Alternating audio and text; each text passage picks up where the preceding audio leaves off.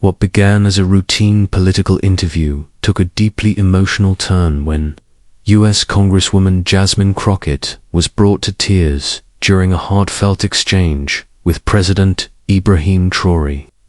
His words weren't loud or dramatic, but they were raw, truthful, and deeply human. The moment caught everyone off guard and transformed a standard TV segment into one of the most unforgettable interviews ever aired. Jasmine had traveled to Burkina Faso expecting a standard diplomatic conversation, polite discussion on West Africa's security, and maybe a few economic issues. The studio was cool and quiet as the cameras rolled. President Traoré entered calmly, gave her a gentle handshake, and took his seat beside her. He was humble, his tone soft. Everything seemed to be going as expected until she asked, "How do you keep hope alive with so many challenges?" He didn't answer right away. Instead, he looked down, then met her eyes not as a president, but as a person, and said, "Hope doesn't come from speeches. It comes from funerals." The room went still. Jasmine blinked, visibly taken aback. "What do you mean?" she asked. He leaned forward. "I've buried more friends than I've shaken hands with world leaders." Silence filled the room. That's when Jasmine's eyes began to tear up. This wasn't just an interview, it had turned into a confession. Traoré continued, "Not like a politician, but like someone remembering pain. My closest friend was named Malik," he said, staring off to the side, nervously rubbing his knuckle. "He died in an ambush while protecting a school. They shot him in the leg. He bled for 30 minutes. No ambulance ever came." Jasmine covered her mouth, visibly shaken. He continued, "When I arrived, he was still holding his radio still, calling for help, still believing someone would come." "Did anyone come?" she asked softly. He slowly shook his head. "Only me, but I was too late." The room remained frozen, the cameras still. "He was the reason I joined the army, and now I lead a country he never lived to see free." His voice never cracked, but that made it even more painful. His calmness spoke of a grief he had carried too long. Jasmine began to understand. He wasn't leading for power, he was leading from pain. After a break, Jasmine asked something unexpected. "Is there anyone you carry with you?" Traoré reached into the inside pocket of his simple jacket and pulled out an old, creased black and white photo, nearly torn, faded with time. It showed 3 children standing in front of a small mud house. "This was us," he said, "before everything changed." He pointed to one girl. "My sister. Her name was Aminata." "What happened to her?" Jasmine asked quietly. "She died of malaria. She was 11. We had no money for medicine. We boiled leaves. We prayed. It wasn't enough." He gently folded the photo and returned it to his pocket. "I promised her at her grave, one day no child would die because they're poor." His hands shook slightly. "I've kept that photo with me ever since, even on the battlefield, even in this office." Jasmine wiped her tears. At that moment, titles and cameras faded away. It wasn't about politics anymore. It was about shared grief.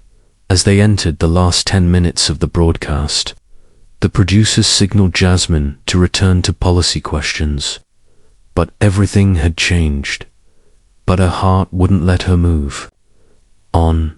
Jasmine leaned in and softly asked, "President Traoré, what do you dream about?" He didn't hesitate. "I don't," he replied. "I stopped dreaming the day I saw my mother collapse from hunger."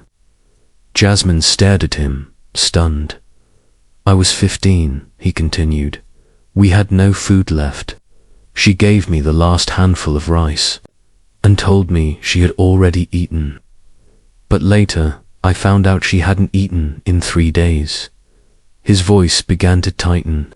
She smiled as she passed out, just so I wouldn't worry. Jasmine's eyes filled again. She tried to keep her composure. I still see her face, he said quietly. Even now, every time I eat, I ask myself, did I deserve this? There was a long, painful silence. I'm sorry, Jasmine finally whispered. He looked at her with steady but gentle eyes. Don't be. Just remember, some of us didn't grow up trying to change the world. We were just trying to survive it. The room fell silent once more. After the interview, Jasmine stepped outside the palace for fresh air. That's when she noticed a barefoot girl, no older than 8, standing beyond the security gate. She held a piece of cardboard that read, "Can you give my mama a chance?" Jasmine was about to call someone over when Traoré appeared beside her. She comes here every Friday, he said quietly. What does she want? Jasmine asked. She believes if the president sees her, her mother might get work. Her mother washes clothes, but hasn't had a client in weeks. Have you spoken to her? Traoré nodded. Many times. I've bought them food, paid their rent. But she doesn't want charity. She wants dignity, a job. He walked over, knelt down beside the girl, and handed her a folded piece of paper. She smiled, hugged him tightly, and ran off. What was that? Jasmine asked. A job contract for her mother, with full benefits. Jasmine's throat tightened. You don't publicize this? He shook his head. Not everything needs a camera. In that moment, Jasmine understood. Some leaders build an image, but this one was building lives. That evening, she was invited to dine at the president's private quarters. The table was simple, no luxury, no gold, just rice, beans, and grilled chicken. But something stood out. An empty chair sat at the corner of the table. Are we expecting someone else? Jasmine asked. Traoré gently shook his head. That's for my brother, Adama. She paused. Where is he? Gone. Taken during a raid when I was 17. I was supposed to be there too, but I had left early to find water. He looked at the chair. He always sat there, told me stories while we ate. Jasmine's eyes filled with emotion. I keep that chair not out of sadness, but as a reminder, to lead for those who never made it to this table. Without saying a word, Jasmine moved to sit beside the empty chair. They ate in silence, while the lights of the city shimmered softly outside. Because sometimes the strongest message is to leave space for someone the world has forgotten.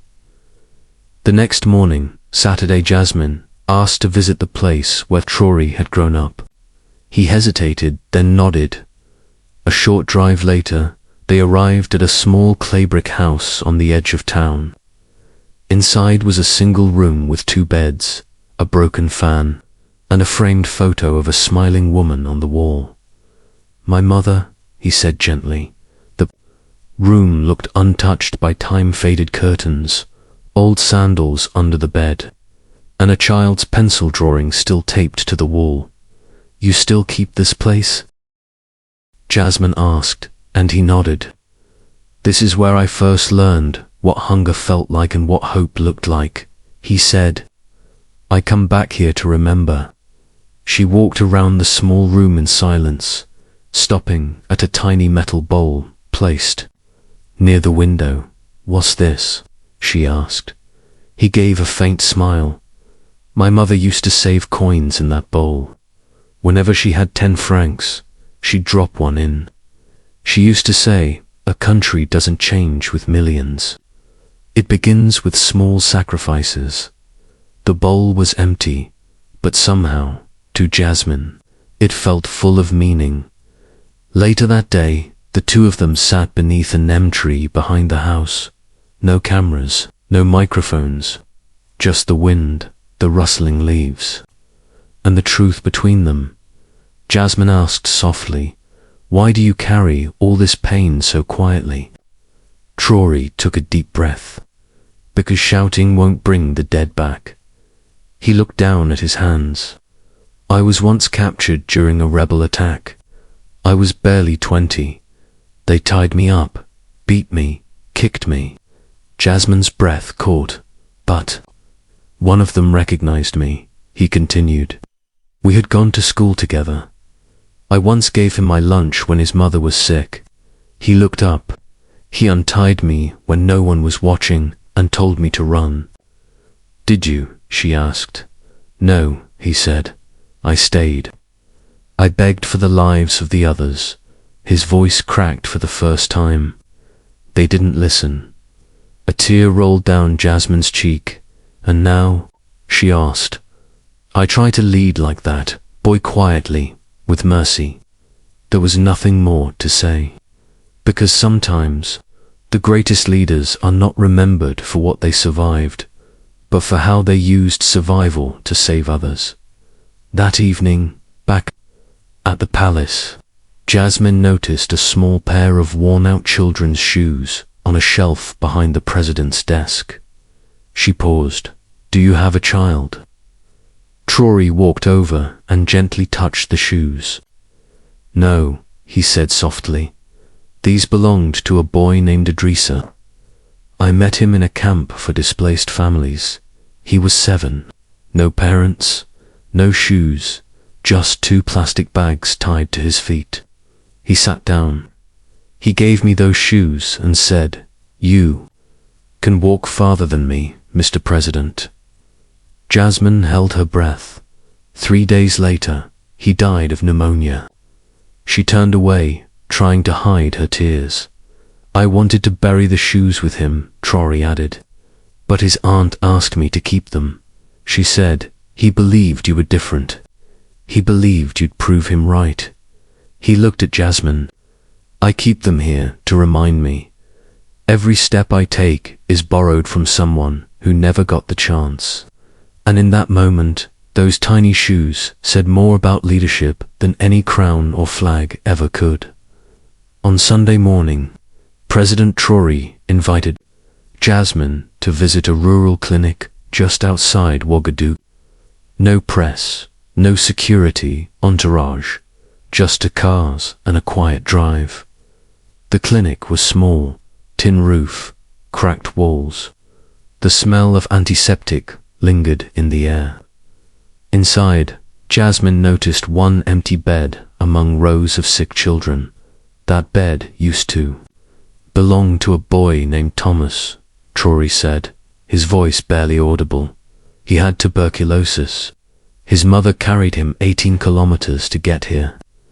But when she arrived, the only oxygen tank we had was broken. Jasmine looked down. We called the capital for replacement. It arrived 2 hours too late. He pointed to a ceiling fan that barely spun. That day, I learned something painful.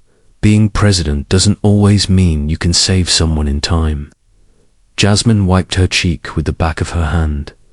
We later fixed the oxygen tank. He continued, repainted the walls. But that bed, he paused. That bed reminds me leadership isn't just about fixing what's broken. It's about remembering who we lost while we waited. And in that quiet room, the silence said more than any speech ever could. Later that day, Jasmine accompanied President Traoré to a local prison, where he was scheduled to speak as part of a rehabilitation program. He entered quietly, no suit, just a plain shirt and sandals. They led Jasmine to a quiet corner of the prison, where a man sat alone. "This is Isaf," President Traoré said softly. The man slowly studied her now, his hair graying, his eyes tired but kind. "We were once enemies," Traoré explained. "He was on the other side of a conflict many years ago. When he was captured, I gave the order to detain him." Jasmine felt a knot form in her chest. "But today," Traoré continued, "he teaches other inmates how to read." He volunteered for it and even asked for more books. Jasmine turned to Isif. "Why did you forgive him?" she asked. Isif gave a small, sincere smile. "Because he changed. And because I've done things I regret." Traoré stepped forward. "I didn't come here to lead a nation of perfect people," he said. "I came to build a country where broken people still have a future." Jasmine couldn't hold back. A tear fell.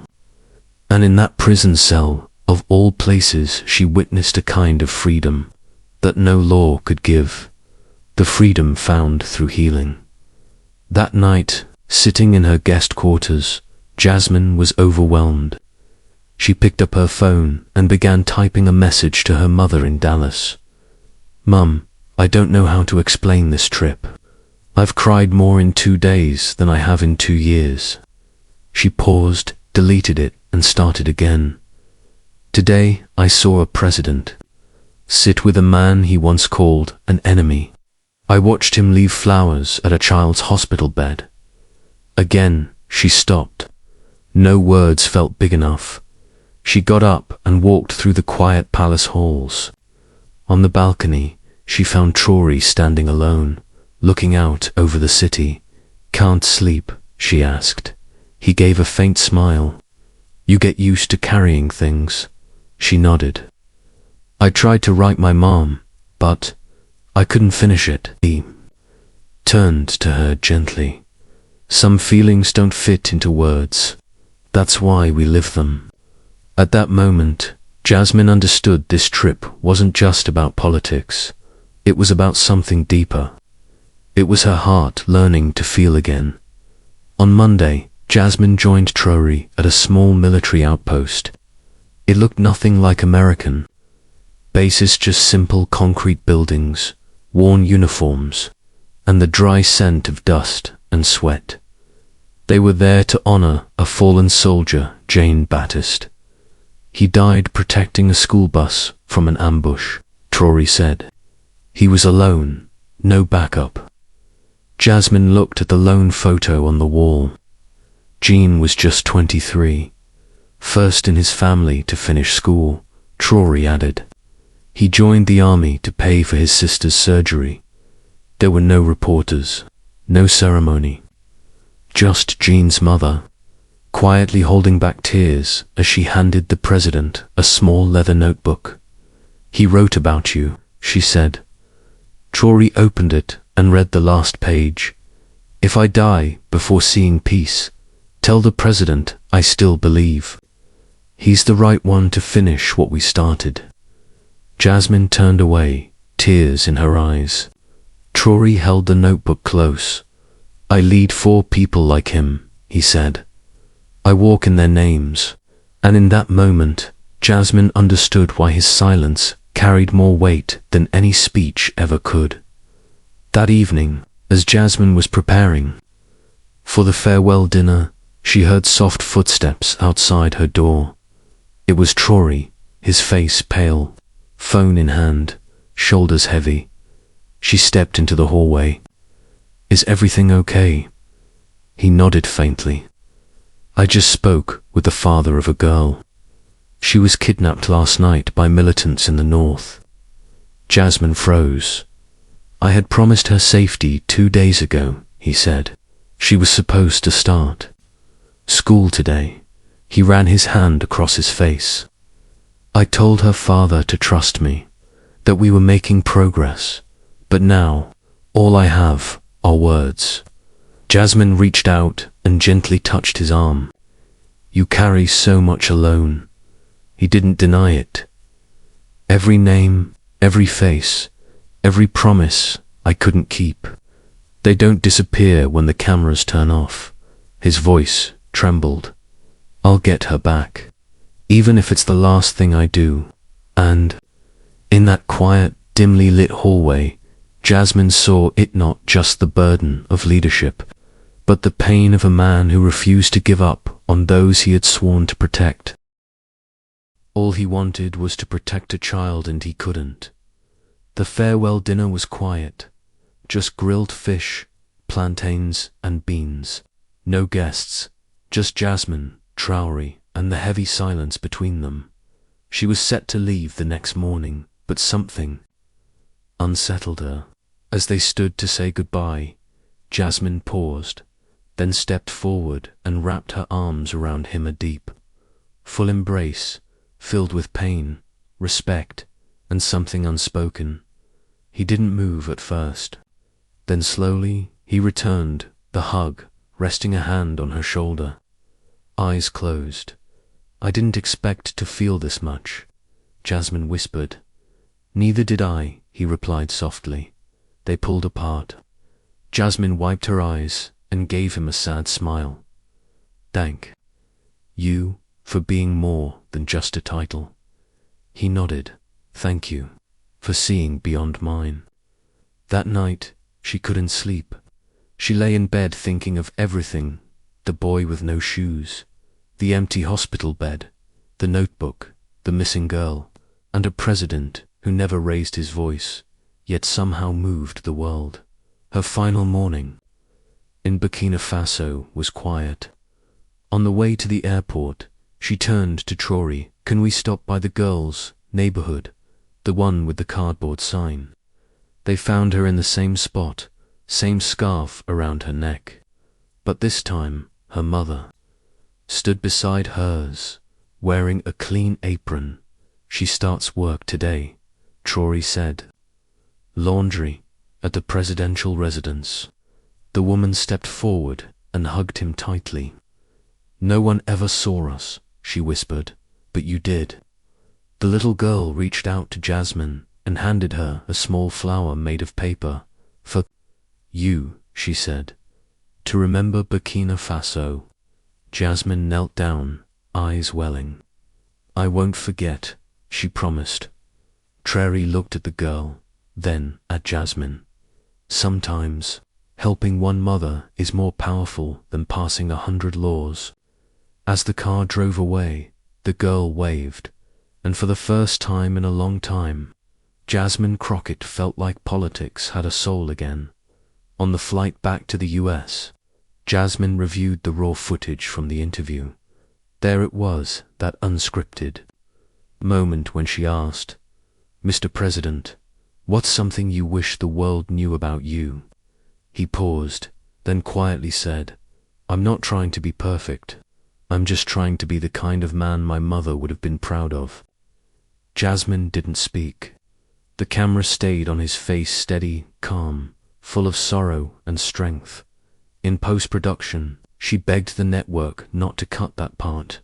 4 days later, they aired it unedited live. The internet exploded. Millions watched. Millions cried. News anchors called it the most human moment in modern politics. Young men posted, "This changed how I see leadership." Mothers shared it with sons. Teachers showed it in classrooms. And Jasmine, she stood at the back of a studio, hands trembling, watching the clip play because she knew this wasn't just television, this was truth. 3 days later, Jasmine called Traoré. "The videos hit 50 million views," she said. "I had no idea." His voice came through softly. "I didn't want to be a symbol. I just wanted to serve my people with love." Then, after a pause, he added, "Please make sure the world doesn't just talk about me. Let them remember the little girl, the soldier, the boy with no shoes, the man in the prison. Those are the real stories." Jasmine wiped away another tear. "Thank you, Ibrahim." "For what?" "For showing us that quiet strength is the loudest voice of all." That night, Jasmine posted a photo of the paper flower resting beside her microphone. The caption read, "In a world full of noise, one man spoke softly, and the world finally listened. Now it's your turn. If this story touched your heart, if it made you cry, if it reminded you of the power of kindness and true leadership, like this video, drop a comment what part moved you the most. And don't forget to subscribe, so we can keep telling stories that bring humanity back to the spotlight. Let's make the world listen to hearts, not headlines. Thank you for watching.